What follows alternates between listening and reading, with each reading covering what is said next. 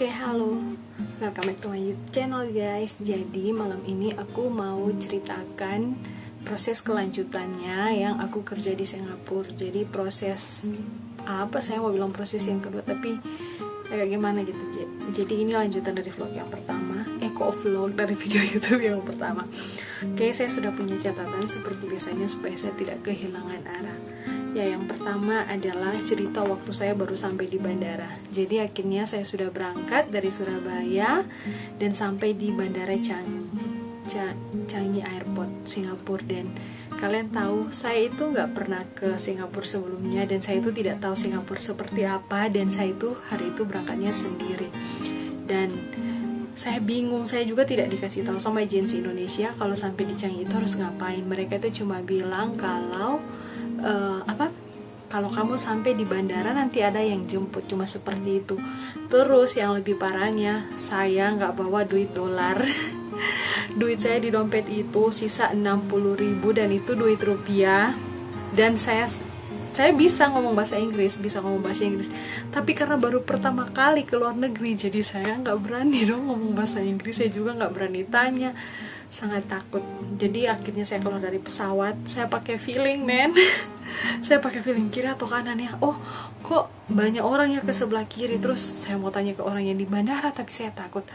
Akhirnya saya ikut feeling saya sambil berdoa dalam hati, Tuhan jangan sampai saya salah jalan, jangan sampai saya hilang di negara orang. Dan akhirnya saya ambil jalan sebelah kiri, saya jalan lalu lurus. Terus saya lihat ada 2 orang apa 3 orang yang juga kebingungan, yang kayaknya sama seperti saya. Nah, saya ini nggak mau kehilangan akal, saya nggak mau jangan sampai saya kelihatan kayak nggak tahu, terus saya dibawa di meja informasi, malu Tapi sebenarnya nggak apa-apa sih kalau hilang jalan terus dibawa ke meja informasi. Dan akhirnya untuk mencegah rasa canggung saya pergi ke toilet. Dan kalian tahu saya sudah sangat haus, dan posisinya saya tidak punya uang dolar, saya cuma punya uang rupiah. Dan akhirnya saya ingat, oh iya, kata mereka air di Singapura itu bisa langsung diambil dari kerannya, bisa langsung diminum. Nah, akhirnya aku masuk ke dalam toilet wanita, dan ternyata benar di situ ada satu tempat air yang khusus untuk air minum. Dan saya lihat, kok banyak orang ya minum dari situ kayak gitu. Terus mereka itu cuma pakai tangan, gimana saya cara minumnya kayak gitu. Dan saking maaf ini cerita memalukan, but it's okay. Dan saking parnonya, aduh, saya mau ambil air kan, saya nggak tahu kalau itu ternyata pakai sensor tangan dong. Saya cuma taruh botol saya, jadi ini misalnya keran airnya kan, saya cuma taruh botol gini, kok airnya nggak mau keluar, ternyata harus taruh tangan di bawah gitu supaya kena sensornya, terus airnya itu keluar. Oke, akhirnya saya selesai dari situ dan saya pergi ke tempat untuk exit, tempat keluar lah. Dan saya lihat, kok banyak orang yang antri, ini mau ngapain gitu. Ternyata mereka mengisi selebaran kedatangan atau transit, saya juga kurang tahu, saya sudah lupa, saya sudah tidak perhatikan baik-baik. Akhirnya saya juga pergi mengisinya, saya ambil selebaran itu dengan perasaan takut, isi aja, ntar kalau salah juga nanti diperbaiki. Jadi saya cuma isi nama, nomor paspor sama nomor pesawat yang dari tiket. Dan akhirnya saya antri, sudah, ternyata semua diperiksa lengkap. Dan saya tidak tahu itu apa, saya tidak tahu itu apa karena saya tidak pernah keluar negeri sebelumnya. Saya diperiksa, sudah semua selesai, akhirnya saya jalan keluar. Terus saya keluar, di mana jalan keluarnya? Ternyata bandara Changi itu sangat besar, Akhirnya saya jalan keluar, ya puji Tuhan, saya memilih jalan keluar yang benar. Dan pas saya keluar di depan itu, pas keluar di pintu keluarnya, saya sudah lihat ada orang agensi Singapura sudah pakai papan, terus tulis lady lalu Ra. Jadi udah, aku langsung ngikutin orang itu, terus duduklah di situ. Terus dalam hati aku berdoa, thank God, terima kasih karena aku sudah bisa sampai ke Singapura. Yang di pikiranku, aduh asik, aku sudah bisa kerja di Singapura, nanti aku bisa jalan-jalan dan lain sebagainya. Ya sudah, akhirnya kami sudah ada dijemput ada beberapa orang, ternyata bukan cuma saya. Dan yang dijemput itu, yang orang Indonesia cuma saya sendiri, terus ada orang Myanmar, terus ada orang Filipina. Ya, akhirnya daripada saya cuma diam-diam dan tidak tahu apa-apa, saya memberanikan diri untuk berbicara dalam bahasa Inggris. Dan akhirnya saya dapat teman orang Filipina 2 orang. Dan setelah dijemput dari bandara, kami diantar ke tempat poliklinik, tempat cek medikal. Jadi dicek medikal, urin di ronsen apa semua dicek kembali, dipastikan bahwa kami masuk ke dalam Singapura itu dalam keadaan sehat, tidak ada luka dan tidak ada cacat apa-apanya, tidak ada cacat. Dan akhirnya setelah dari medikal kami makan dan kami diantar ke rumah agensi. Puji Tuhan, rumah agensi Singapura saya itu rumahnya itu bagus, boarding house-nya itu bagus, tempat kita tinggal itu bagus. Dan selama di agensi kami pun tetap dilatih untuk hari ini bagaimana kerja kayak begitu. Karena ya namanya kerja di sini untung-untungan kita dapat jobnya. Ada yang jobnya full bersih-bersih, ada yang jobnya bersih-bersih sama jaga anak, ada yang jobnya cuma jaga anak, ada yang jobnya cuma jaga orang tua. Dan hari itu posisi saya dapat job yang jaga 2 orang anak kecil sama bersih-bersih di rumah. Sama ditambah dengan bersih-bersih di rumah, dan dilatihlah di tempat agensi itu. Karena ada banyak juga orang-orang yang datang ke Singapura itu untuk kerja di Singapura, mereka itu tidak tahu cara kerja rumah tangga kayak begitu. Karena orang-orang di sini sangat perfect. Cara menyapu lantai saja pun mereka itu punya cara ngepel saja itu mereka pun punya cara. Kita salah kerja sedikit saja itu bisa dibentak-bentak. Ya, jadi buat teman-teman yang mau kerja ke Singapura itu siapkan mental sebaik mungkin. Ada yang datang baru 4 hari sudah minta pulang. Aduh, sorry ada suara itu. Soalnya saya take videonya di kamar dan sambil menjaga nenek saya. Maafkan suara-suara sumbang. Oke, saya lanjut. Dan saya tinggal di agensi sekitar 1 minggu dan kami mendapat pelatihan di rumah agensi. Terus kami juga mendapat pelatihan dari MOM. MOM itu sama seperti Depnaker di Indonesia. Kepanjangan dari MOM adalah Ministry of Manpower. Ya, sorry kalau saya salah sebut. Ya, terus selama di agensi itu dilatih banyak hal, ada beberapa proses yang dilakukan juga di agensi. Jadi sebelum kita itu ke rumah tempat kita kerja, ke rumah majikan itu, kita pergi membuat yang namanya WP, work permit. Jadi kita pergi ke tempat pembuatan work permit. Saya pergi sama teman-teman saya yang anak Filipina sama anak Myanmar itu. Kami pergi buat work permit. Setelah buat work permit, pulang kembali ke rumah agensi, dan besoknya kami ke KBRI untuk membuat buku rekening Indonesia. Kebetulan yang waktu itu dilayani saya dapatnya yang BNI. Ya, jadi di sini itu ada Bank Indonesia, tapi tidak bisa buka rekening Indonesia. Jadi kalau mau kerja ke sini pastikan kamu sudah punya rekening Bank Indonesia dan sudah punya internet bankingnya. Internet banking yang apa ya? Aku lupa sih istilahnya. Yang bisa lah kita untuk transfer uang. Ada yang internet banking kita itu cuma bisa ngecek. Saya lupa itu harus diaktifkan apanya. Jadi kalau mau pergi ke bank, kalau mau buka rekening Indonesia, bilang sama mereka kalian mau pakai untuk sampai ke luar negeri. Jadi bisa pakai transfer duit. Tidak kayak saya agak sulit transfer duitnya. Tidak sulit sih karena sekarang saya sudah pakai Saya sudah buka rekening bank di sini dan saya juga pakai aplikasi namanya Sinteldas untuk transfer uang ke Indonesia. Ya, itu buku buat WP. Sorry ya, saya lihat catatan supaya saya tidak blank. Oke, di tempat penampungan, ya kalau agensi saya itu tempat penampungannya bagus teman-teman. Ada cerita dari beberapa teman-teman yang lain yang agensinya beda.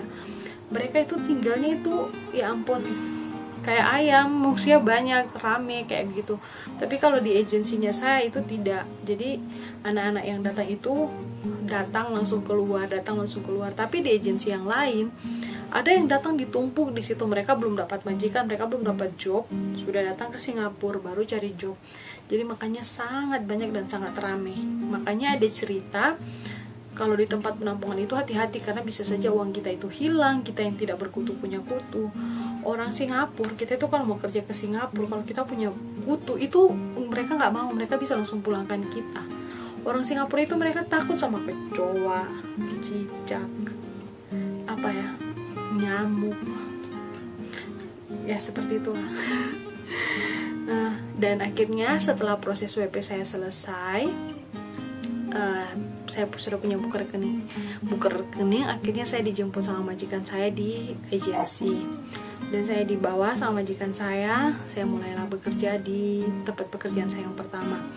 Tapi di tempat pekerjaan saya yang pertama itu saya tidak dapat off day, saya tidak dapat hari libur, jadi full day saya kerja. Terus saya tidak dapat handphone itu hanya bisa dipakai kalau mau telepon keluarga, itu pun 2 minggu 1 kali. Jadi buat teman-teman yang mau kerja ke Singapura yang jalur informal, yang jalur jadi maid, jadi pembantu, interview kerjanya tuh baik pastikan interview kerjanya itu yang kalian mampu. Memang sih waktu interview kerja itu agensi Indonesia akan bilang banyak hal, daripada kamu tidak punya kerja dan lain sebagainya.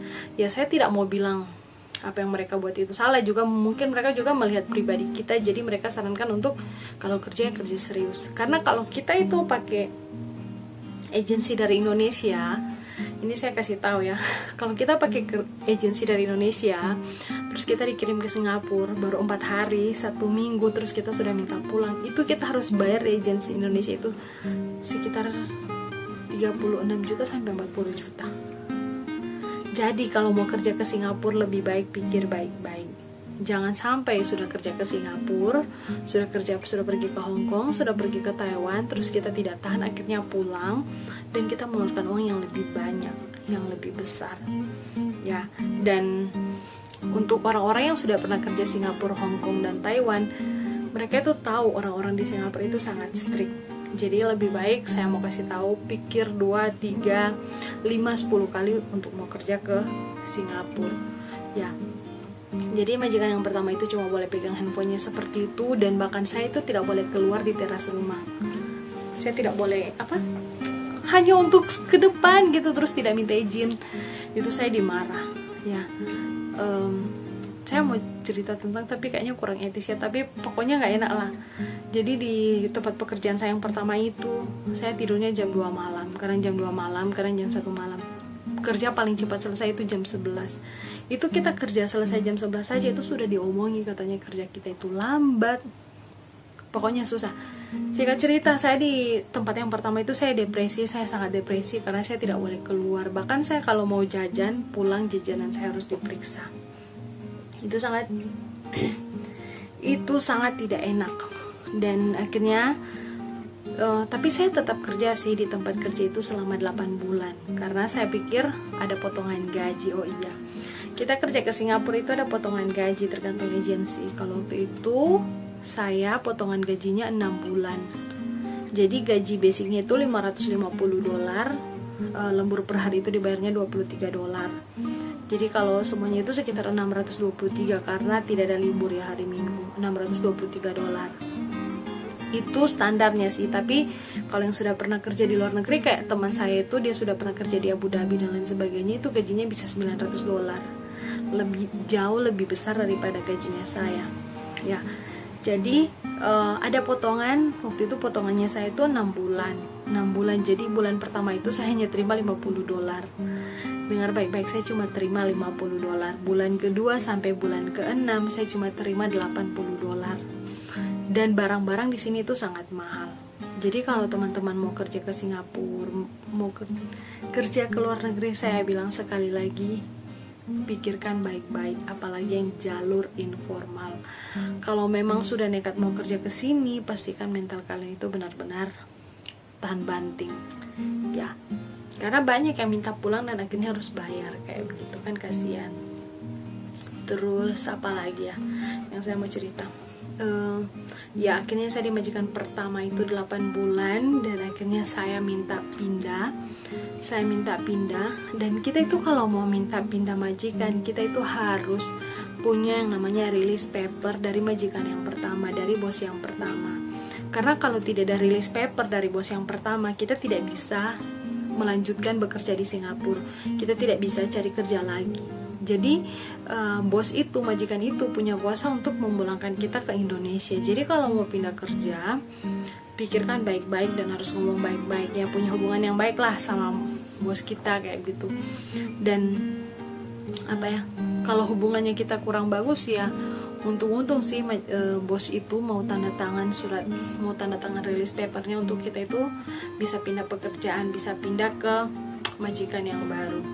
Banyak sih yang diizinkan, tapi ada juga banyak juga yang majikannya itu tidak tanda tangan, jadi jangan sampai salah melangkah. Dan buat teman-teman kalau mau datang kerja ke Singapura itu tenang. Maksudnya ada yang bilang kalau lewat Batam itu tidak resmi. Tidak, teman-teman. Yang lewat Batam pun itu resmi, karena setiap orang yang mau masuk ke Singapura itu harus melaporkan diri ke MOM. Kalian harus punya work permit. Kalau kalian kerja ke Singapura tidak punya work permit, saya sarankan lebih baik kalian menolak, ya, karena ada juga yang datang ke Singapura itu kerjanya ilegal. Ada salah satu teman saya, dia kerja ke sini, dia bosnya orang kaya, karena sudah sangat menginginkan dia itu kerja di Singapura cepet, akhirnya pakai data orang lain. Jadi work permitnya itu data orang lain. Jadi dia sampai sekarang itu ya hanya kerja saja, nggak bisa keluar rumah. Kalaupun keluar rumah dia sama bosnya, dan itu pun jarang. Dan itu ya tidak enak sih kayak begitu. Dan singkat cerita saya banyak singkat cerita, dan akhirnya saya pindah kerja, saya pindah untuk pindah untuk jaga orang tua, pindah pekerjaannya untuk saya jaga orang tua. Jadi sekarang saya itu jaga 2 orang nenek, dan ya kalian tau lah kalau jaga nenek itu cukup bawel, bukan cukup bawel. Dan tapi saya bersyukur sih saya bisa punya pekerjaan yang sekarang ini. Terus saya bingung sih saya mau share apa lagi. Kok malah jadi blank? Nggak blank. Jadi buat teman-teman itu share saya kelanjutan dari yang ketika sampai di bandara sampai saya pindah majikan. Buat teman-teman kalau ada yang mau tanya, kalian bisa komen di kolom komentar, atau kalian punya masukan saya harus buat video apa, kalian bisa tinggalkan jejak kalian di kolom komentar. Dan jangan lupa subscribe dan like video ini, dan kalian bisa share video ini ke teman-teman kalian yang mau kerja ke luar negeri. Kalian juga bisa hubungi saya di Instagram saya juga, nanti saya cantumkan Instagram saya, atau bisa komen aja di kolom komen di bawah, saya pasti akan balas. Itu thank you sudah nonton part 2-nya. Oke, terima kasih, bye bye.